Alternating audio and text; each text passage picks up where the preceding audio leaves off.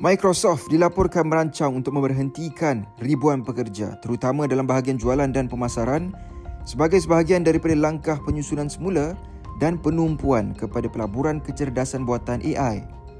Menurut Bloomberg, pemberhentian ini dijangka diumumkan seawal Julai, sebaik saja tahun fiskal syarikat tamat pada Jun.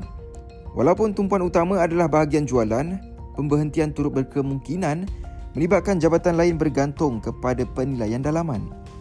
Langkah ini menyusuli pusingan pemberhentian sebelum ini pada Mei yang melibatkan sekitar 6,000 pekerja, yang mana kebanyakannya dalam bahagian produk dan kejuruteraan. Kali ini, peranan berorientasikan pelanggan turut terkesan, termasuk pasukan yang sebelum ini agak terselamat.